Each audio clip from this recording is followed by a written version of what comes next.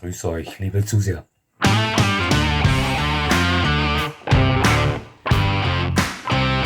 Nochmal herzlichst willkommen, liebe Zuseher, hier auf meinem Kanal. Ich freue mich sehr, dass Sie da sind. Vor einigen Tagen habe ich ein E-Mail bekommen vom Herrn Krause aus Deutschland. Grüße, Herr Krause, liebe Grüße nach Deutschland, knudeln Sie Ihre beiden Schäferhunde von mir. Herr Krause ist im Besitz zweier schwarzer deutscher Schäferhunde der DDR-Linie, wie der Name schon sagt, die Linie, die vor dem Mauerfall in der ehemaligen Deutschen Demokratischen Republik als die optimale galt, unterscheidet sich zur westdeutschen Schäferhundelinie hauptsächlich durch den geraden Rücken. Oftmals sind die DDR-Schäferhunde dünkler, Wolfsgrau-schwarz, eine Top-Arbeitslinie und in Österreich unter Hundesportlern hoch angesehen. Zumindest war das zu Zeiten so, als ich noch aktiv im Hundesport war. Herr Krause wollte von mir wissen oder meine Meinung zum Thema untrainierte Hunde und ausgelöster Schutztrieb wissen. Er gab mir da ein Beispiel eines Erlebnisses mit ihm und seinen Hunden und bat mich um meine Meinung dazu. Ich versuchte ihm diesbezüglich gerecht zu werden. Außerdem meinte Herr Krause, es wäre vielleicht interessant, ein Video zu bringen, das dieses Thema aufgreift. Untrainierte Hunde, ausgelöster Schutztrieb. Wie sieht das aus? Wie kann das aussehen? Ja, ich dachte mir, da haben Sie recht, Herr Krause, das werde ich vielleicht bringen, denn eines bin ich mir sicher und das ist, dass fast alle Besitzer von anatomisch kräftigen Hunden sich schon gedacht haben, würde mein Hund mich beschützen im Ernstfall? Würde mein Hund, sollte mein Leben in Gefahr sein, helfend einschreiten? Und wenn ja, wie würde das aussehen? Schauen Sie, das ist natürlich ein absolut komplexes Thema. Hier kann man Meinungen nicht so komprimieren, ja, dass es eine darstellt. Ich möchte vielleicht versuchen, hier Ihnen meine Erlebnisse, meine Erfahrung hier wiederzugeben, meine Meinung dazu zu sagen. Sie haben vielleicht die gleiche oder eine andere. Und ich denke, da kann einiges Interessantes dabei sein. Schauen Sie, ein untrainierter Hund, der noch niemals in die Situation gekommen ist, sie verteidigen zu müssen, ja, funktioniert auf verschiedenste Art und Weise. Das kommt natürlich völlig auf das Charakterbild, auf die Erlebnisse des Hundes an. Wie ist der Hund von Natur aus charakterlich gepolt und so weiter. Das kann gehen von völlig unberührten Danebenstehen und Zusehen des Ereignisses bis zum ängstlichen Davonlaufen. Das kann gehen vom empörten Verbellen, wobei es nur beim Verbellen bleibt, bis zur Taktik des Hit and Run, so würde ich meinen Hund einschätzen, dieses Hit and Run. Sie haben vielleicht schon mal so ein afrikanisches Wildhunderudel gesehen, wenn Sie eine Einzelgänger-Hyäne stellen, wie das aussieht. So in die Richtung meine ich, angreifen, also Attacke, zuschlagen, weg, wieder angreifen, Attacke, zuschlagen, weg, diese Hit-and-Run-Taktik bis zum absoluten Vollstrecker, der mit vollem Körpereinsatz sie beschützt. Das heißt, volle Körperkraft, Geschwindigkeit und Gebiss. Das ist völlig verschieden. Es ist natürlich schwer als Hundebesitzer zu erahnen, wie sein Hund im Fall der Fälle reagieren würde. Bis zu einem gewissen Teil einzuschätzen, aber selbstverständlich kann man das nicht zu 100% sagen, wenn man sich in dieser Situation noch nicht befunden hat. Es gibt allerdings ein Problem, welches ganz speziell bei diesen Hunden, die auf den Vollstrecker gepolt sind, greift. Ja? Und das ist dieses, dass sich Hunde in solchen Situationen oftmals das erste Mal befinden, die nicht gewöhnt sind. Das sind Extremsituationen und die schütten dann tonnenweise Adrenalin aus, sind in 99 von 100 Fällen dann vom Besitzer geistig nicht mehr zu erreichen, das heißt verbal nicht zugänglich für sie. Die schalten sie weg, die schalten sie aus, die sind da in einem Tunnel drinnen, da herrscht absolutes Gefühlschaos und die wollen dann zumeist ihr begonnenes Werk beenden und das kann bei kräftigen Hunderassen natürlich schreckliche Ergebnisse erzielen und das möchten wir alle nicht. Ja. Ob das jetzt ein Unfall ist, ein Biss, ein Beißunfall oder ob das die Abwehr einer Attacke eines Aggressors ist.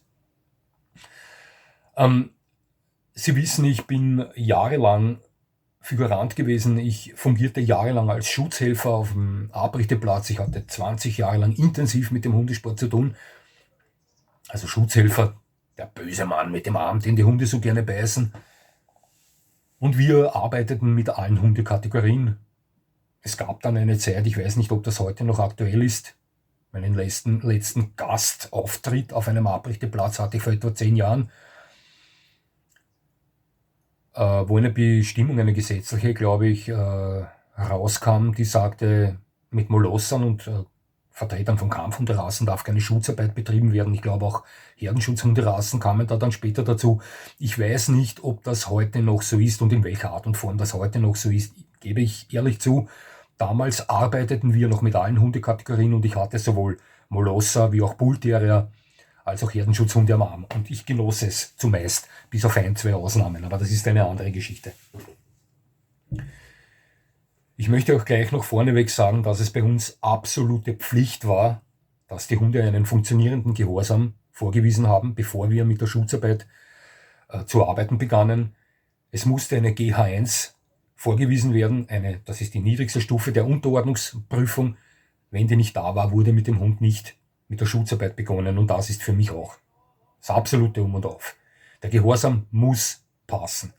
Es kann immer vorkommen, dass gebissen wird draußen. Ein Hund muss abrufbar sein, selbst dann, wenn es eine Extremsituation ist und der Hund tonnenweise Adrenalin ausschüttet. Und das ist der Vorteil der klassischen Schutzarbeit. Ich möchte hier gleich mal sagen, dass eine klassische Schutzarbeit, so wie sie am Abrichteplatz praktiziert wird, mit einem Ernstfall 1:1 nicht zu vergleichen ist. Auch der Hund weiß, das ist jetzt Hundesport. Das weiß der Hund. Also 99 von 100 Hunden wissen das. Und draußen weiß der Hund, das ist jetzt nicht am Platz, das ist jetzt ernst. Auch hier können perfekte Schutzhunde oftmals anders funktionieren als am Platz. Ist so. Dennoch ist die Vorbereitung rund um die klassische Schutzarbeit immer ein guter Helfer, meiner Meinung nach. Hier greift oftmals der Gewöhnungseffekt. Die Hunde lernen damit, im Adrenalinrausch trotzdem zugänglich zu bleiben für ihre Kommandos. Sie lernen das. Und auch wenn der Hund das erste Mal am Schutzarm hängt oder das 2000. Mal am Schutzarm hängt, Hunde bei der Schutzarbeit produzieren immer Adrenalin. Ja? Das ist immer eine aufregende Sache. Es werden Kommandos gegeben, der Hund hat auf Kommandos zu reagieren, das geht in Fleisch und Blut über. Wie gesagt, es ist kein Garant dafür, aber es ist eine sehr große Hilfe. Ich möchte gleich nochmal sagen, nein, Schutzarbeit mit einem charakterlich gesunden Hund macht den Hund nicht scharf, wie viele Laien und Halbwissende behaupten. Wenn ein Hund scharf ist, dann ist er das. Aber durch Schutzarbeit wird ein gesunder Hund nicht scharf. Ja?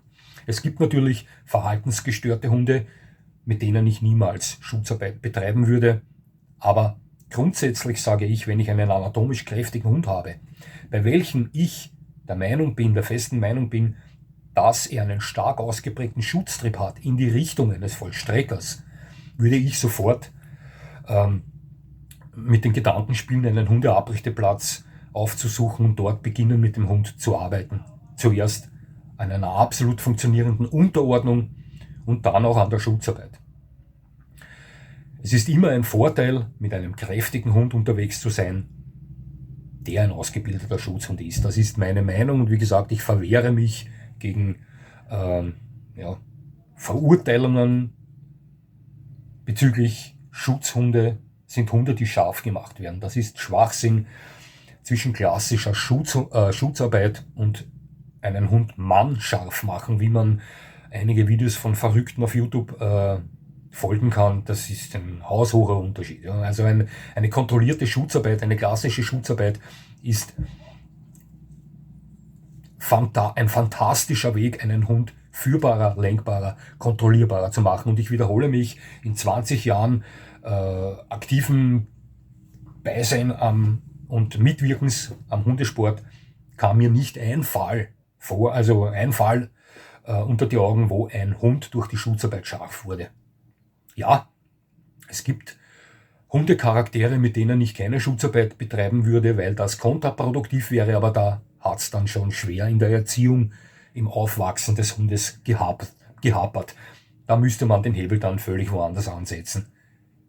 Das Wichtigste ist, der Gehorsam sollte passen. Und ich empfehle Ihnen, ich bitte Sie, darüber nachzudenken, wenn Sie der Meinung sind. Und Sie kennen Ihren Hund am besten. Sie können Ihren Hund am besten einschätzen. Vielleicht sind Sie ja schon in Situationen gekommen, in welchen der Schutztrieb Ihres Hundes erwacht ist oder wo er hätte erwachen sollen und können einschätzen, wie der Hund eventuell funktionieren würde. Sind Sie davon überzeugt, einen Hund zu besitzen, der Sie mit Sicherheit beschützen würde vor Attacken und eventuell noch mit vollem Körpereinsatz beschützen würde? Sind Sie davon überzeugt, dass Ihr Hund so ein Hund ist? Dann besuchen Sie einen Hundeabrüchteplatz, arbeiten Sie intensiv am Gehorsam, beginnen Sie mit der Schutzarbeit, arbeiten Sie intensiv in dieser Thematik und Sie haben eine Art Sicherung, wenn Sie mit Ihrem Hund unterwegs sind. Denn beschützen kann Sie jeder Hund, ein untrainierter und ein trainierter. Doch trainierte Hunde sind im Falle des Falles zu 99% abrufbarer, kontrollierbarer als untrainierte Hunde. Das war meine Meinung, liebe Zuseher. Vielleicht sind Sie ja mit mir einer Meinung, vielleicht sehen Sie das etwas anders.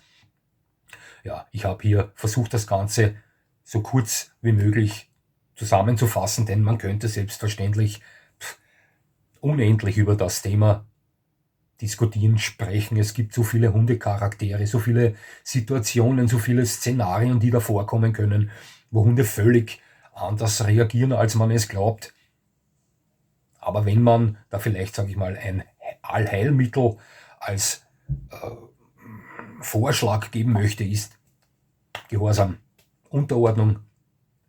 Ein Hund soll auf Kommandos hören. Ein Hund muss sich an ihre Kommandos, an ihre Anweisungen gewöhnen. Wenn es eine Art Heilmittel oder eine Art Sicherung gibt für solche Dinge, dann wäre das mein Vorschlag. Ja. So, liebe Zuseher, es hat mich gefreut, dass Sie mir zugesehen haben. Ich würde mich selbstverständlich freuen, wenn Sie mir weiterhin zusehen, und danke für den Tipp, Herr Krause. Wie gesagt, nudeln Sie Ihre Schäferhunde, und das war's schon wieder.